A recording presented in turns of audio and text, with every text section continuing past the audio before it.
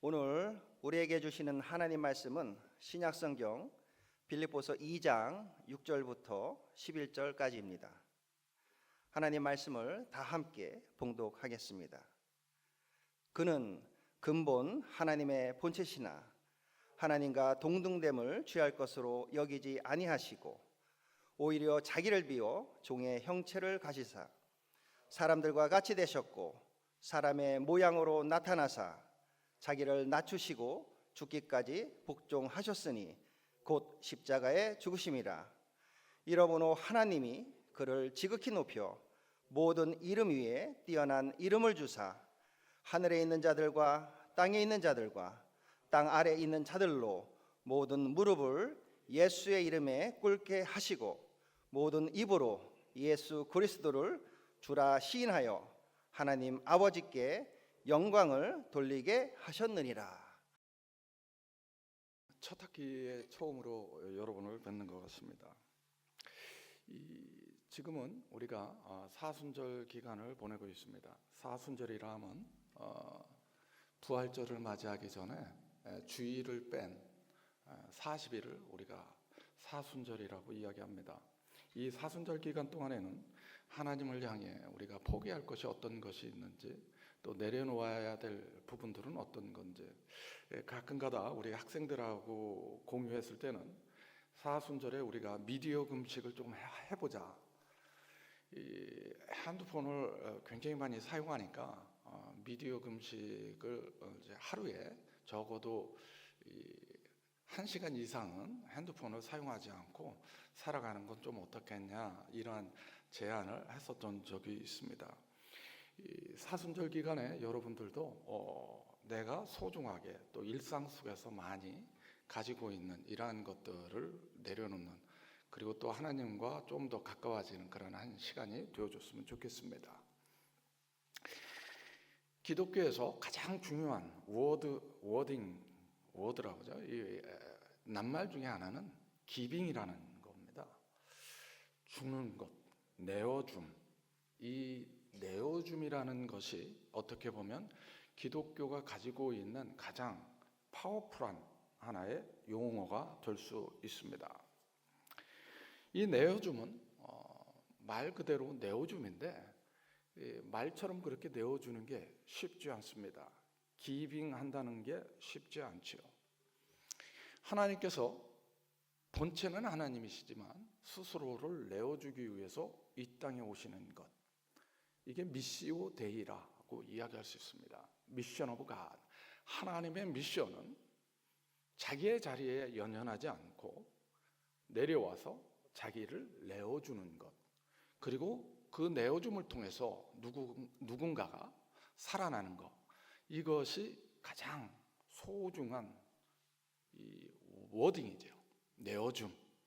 그러면 우리가 이렇게 우리 국가를 바라보면서 어떤 내어줌들이 있었는가, 그리고 어떻게 현대를 살아가는 교육 시스템이 정착하게 됐는가, 우리가 한번 돌아볼 필요성이 있다고 생각합니다. 이 조미조약이라고 해서 1882년에 조미조약, 소위 말하는 조선과 미국이 교류하기로 체결을 맺습니다. 그 이전에는 외국 공사나 이런 것들이 존재하지 않았지요. 그래서 조미조약이 형성되면서 1883년에 한국에 미국 공사가 형성되고 폴트 공사라는 사람이 오게 됩니다. 그러니까 미국 공사는 형성됐지만 조선의 이 공사는 미국에 존재하지 않았어요. 그래서 견미사절단이라고 하는 사절단을 꾸려서 샌프란시스코와 시카고를 거쳐서 워싱턴까지 가는 장정의 길을 떠나게 됩니다. 그게 1883년도의 일입니다. 그래서 시카고에서 워싱턴으로 가는 이 와중에 누구를 만나냐면 이 민영익을 비롯해서 이 조선의 소위 말하는 그 지식인들이 워싱턴으로 향하게 되는데, 거기에서 가우처라는 목사님을 만나게 됩니다. 이 가우처라는 목사님은 이 조선이라는 땅이 당시까지는 폐쇄적이었고 쇄국 정책을 폈기 때문에 외부로 알려지지 않은 그러한 미지의 땅이었었던 거죠. 그러한 미지의 땅에 대해서 실제적인 인물들을 보고 대화를 나누게 됐던 거예요. 그러면서 이 미지의 땅에 어떻게 하면 복음을 전할 수 있을까를 고민하게 됩니다. 그래서 가우처가 이 견미사절단을 만나면서 그 감리교 목회자였는데 이 감리교 본부로 연락을 해봅니다. 어떻게 하면 조선이라는 땅에 복음을 증거할 수 있겠나? 그런데 답은 긍정적이지 않았습니다. 부정적이었죠. 그럼에도 불구하고 이 가우초 목사님은 자기가 3,000불, 2,000불에서 당시 약 140년이 좀 넘었을 때인데 5,000불을 선교 자금으로 마련을 합니다. 지금으로 생각하면 이 5,000불이라는 돈이 지금도 큰 돈인데 당시에는 매우 큰 그런 재정이 아닐 수 없죠. 그래서 당시에 누가 있었냐면 일본에는 로버트 맥클레이라는 이 선교사가 일본에서 선교 사역을 하고 있었습니다. 그래서 이제 맥클레이에게 질문을 하죠. 이 조선이라는 땅이 지금 닫혀 있는데 어떻게 하면 복음을 증거할 수 있겠나? 좀 그 방법에 대해서 좀 알아봐 줬으면 좋겠다. 그래서 이제 맥클레이라는 이 선교사가 이 조선 땅에 들어오게 됩니다. 그리고 알아보게 되죠. 그 당시에 고종이 이제 재위를 하고 있었을 텐데 고종에게 친서를 쓰게 됩니다. 여러 가지 설명을 하게 되죠. 소위 말해서 나크를 하는 거예요. 실제적으로 복음이 여기에 들어올 수 있나 없나. 끝까지 외국에게 쇄국 정책을 펼 것인가 뭐 이런 거를 이제 알아보기 위해서 지속적으로 나크를 하는데 이 고종이 윤호를 내리는데 교육과 의료에 한해서 선교의 문을 외국의 문을 열겠다 이런 내용의 편지를 받게 됩니다. 그 편지를 읽어보면 참 가슴이 뜁니다. 하나님께서 이렇게 일하시는구나.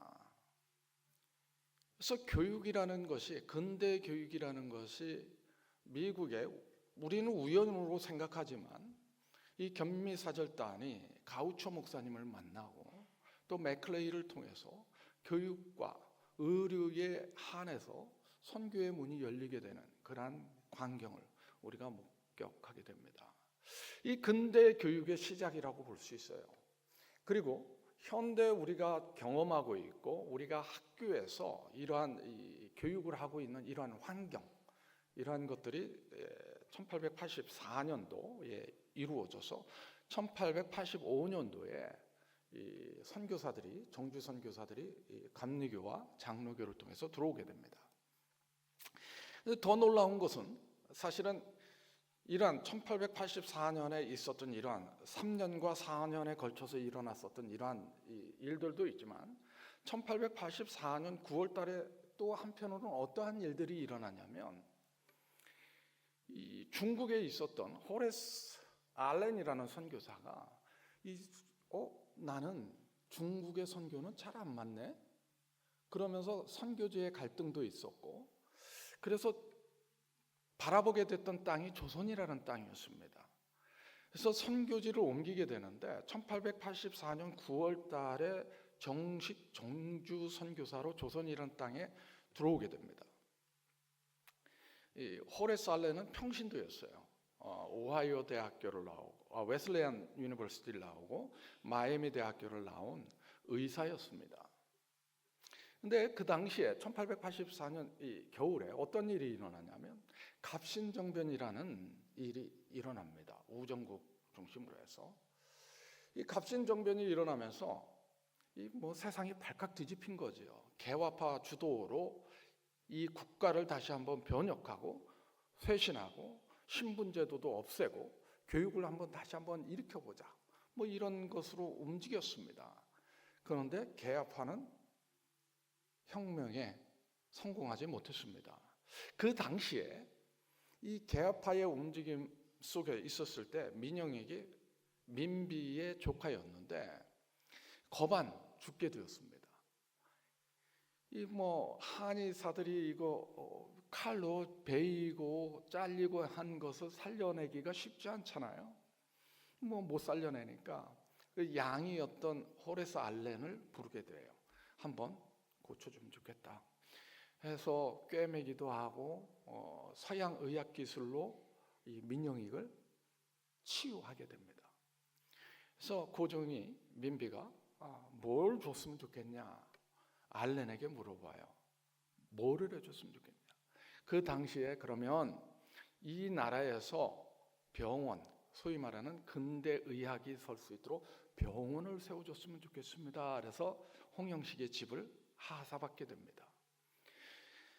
그 이름이 뭐냐면 광해원이라는 병원이 처음으로 세워지는 그러한 배경이 됩니다. 그러니까 한쪽에서는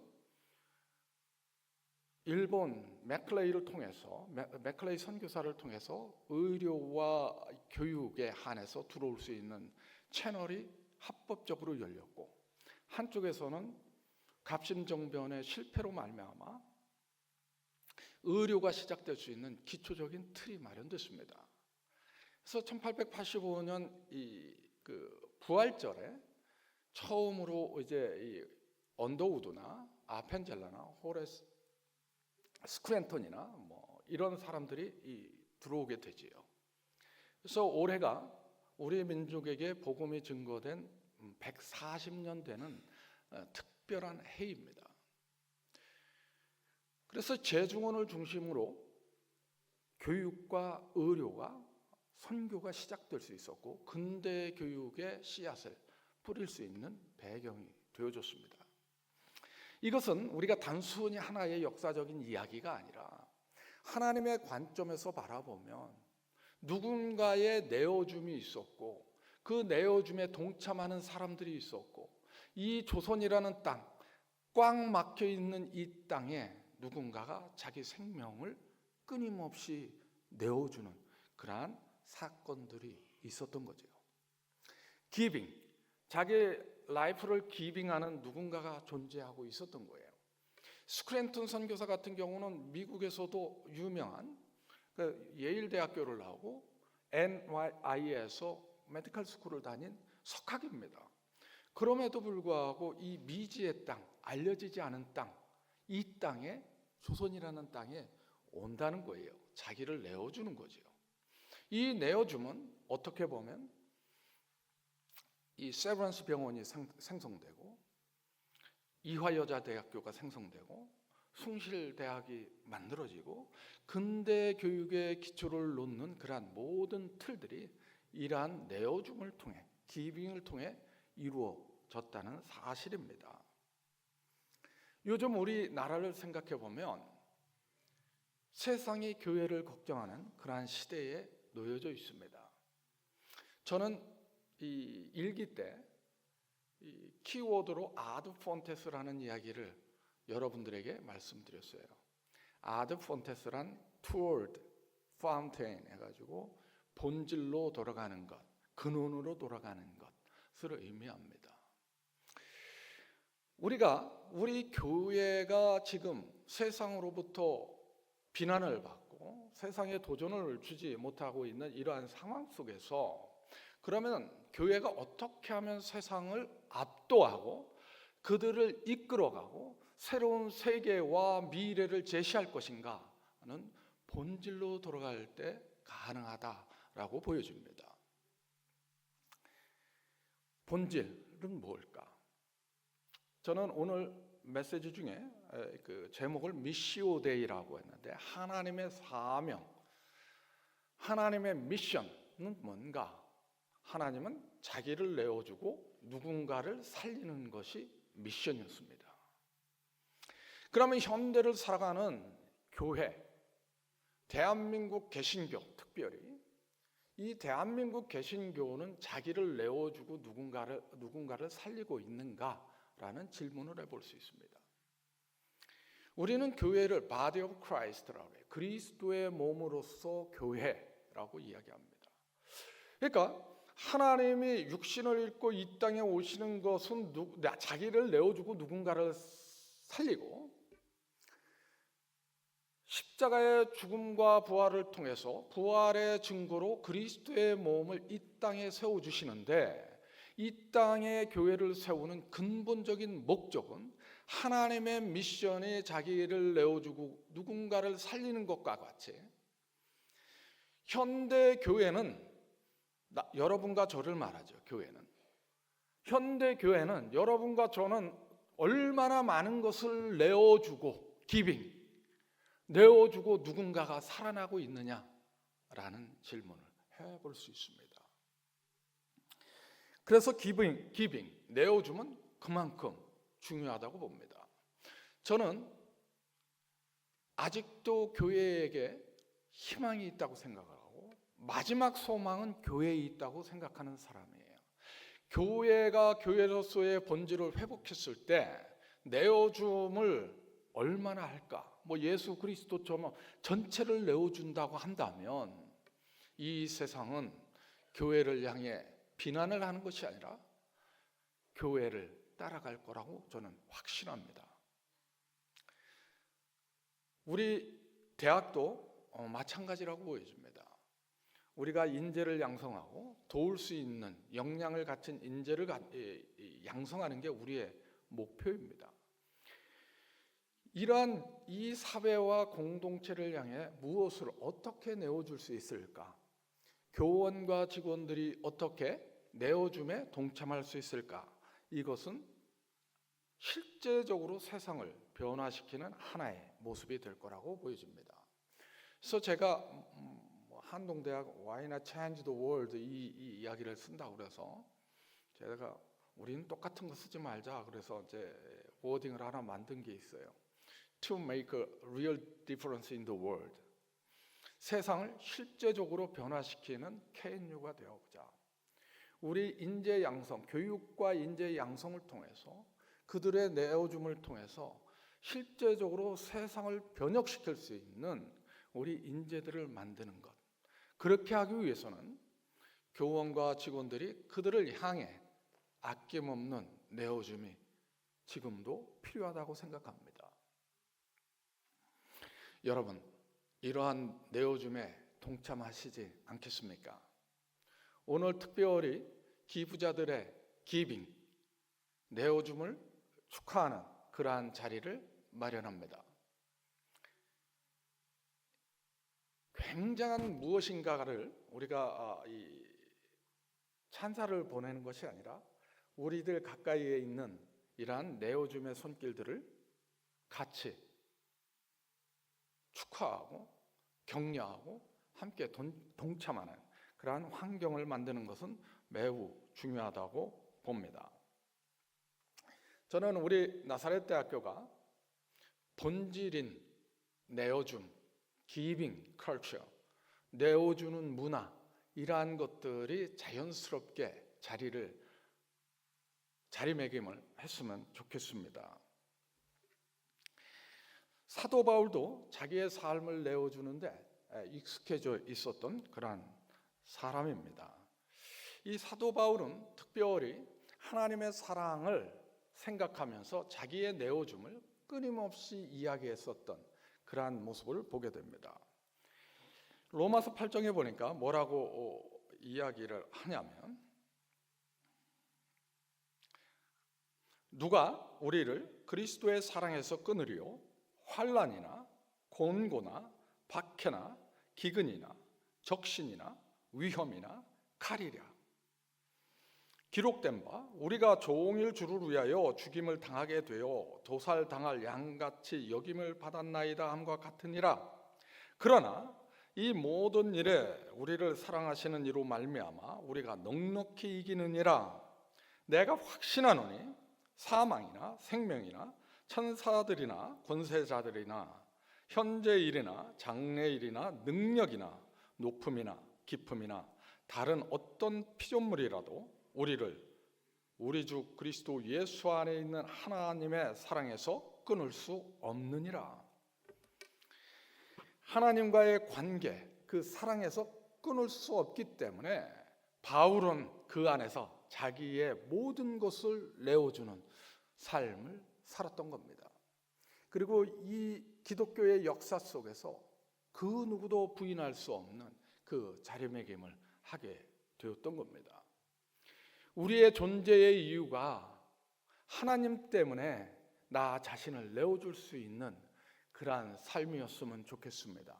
특별히 나사렛 대학교가 사회적 약자들을 향해 내어주는 그러한 학교가 되어줬으면 좋겠습니다. 우리의 비전과 우리의 꿈이 다만 나만을 위한 것이 아니라 우리 공동체에 있는 누군가를 위해 존재하는 그러한 학교가 되어줬으면 좋겠습니다. 이러한 학교가 되기 위해 우리는 끊임없이 변화되기를 원합니다. 여러분들이 그 담화문을 이제 보신 분들도 있고 못 보신 분들도 계실 텐데, 우리가 이제 호소대와 나사렛 대학교가 같이 협력하여 새로운 미래를 만들어 보려고 합니다. 여러분들의 관심도 필요하고, 여러분들의 격려도 필요하고, 여러분의 동참도 필요하고, 우리가 새로운 미래를 향해 움직일 때, 발걸음을 한 발자국 내디딜 때 우리 공동체 모두가, 교원과 직원 모두가 함께 움직여서 새로운 미래를 만들어내고 또 새로운 도전이 되는 그러한 학교가 될 수 있도록 여러분들이 기도해 주시고 성원을 해 주셨으면 좋겠습니다. 이것은 누군가의 혼자의 일이 아니고 하나님의 관점에서 본질로 돌아가 하나님의 꿈을 실현하는 그러한 우리 대학교가 되어줬으면 좋겠습니다. 여러분들의 끊임없는 관심과 성원과 기도와 동참이 필요합니다. 이러한 새로운 미래를 만들어 가는데 여러분 같이 동행해 주시지 않겠습니까? 우리 다 같이 함께 내어줌에 익숙한 기빙 컬처를 만들어내는 우리 대학교가 되어줬으면 좋겠습니다. 감사합니다. 사랑과 은혜의 주님, 하나님께서는 자기를 내어주고 우리를 구속해 주셨습니다. 하나님의 고난은 하나님의 사랑이었습니다. 하나님의 그 사랑 때문에 내가 이 자리에 서 있습니다. 아버지 하나님께서 나사렛 대학을 붙잡아 주시고 하나님께서 자신을 내어주시면서 우리를 살리셨던 것처럼 나사렛 대학교도 내어줌을 통해 기빙 컬처를 통해 누군가를 살릴 수 있는 대학교가 되게 하여 주시옵소서. 예수님의 이름으로 기도드리옵나이다. 아멘. 참 좋으신 하나님 감사합니다. 사순절을 지나는 동안 우리가 주님의 고난을 생각하며 또 하나님의 사랑을 기억합니다. 하나님께서 자기 자신을 내어주셨듯이 우리도 내어주는 삶을 살아갈 수 있도록 은총을 베풀어 주시옵소서. 무엇보다도 나사렛 대학교를 붙잡아 주시고 나사렛 대학교를 통하여 세상을 실제적으로 변화시키는 하나님의 사역에 동참할 수 있도록 역사하여 주옵소서. 이제는 우리 주 예수 그리스도의 은혜와 하나님 아버지의 극진하신 사랑과 성령님의 감동 감화 역사하심이 내어줌의 문화에 동참하기를 다짐하는 모든 하나님의 백성들 머리 위에 지금으로부터 영원까지 함께 있을지어다. 아멘.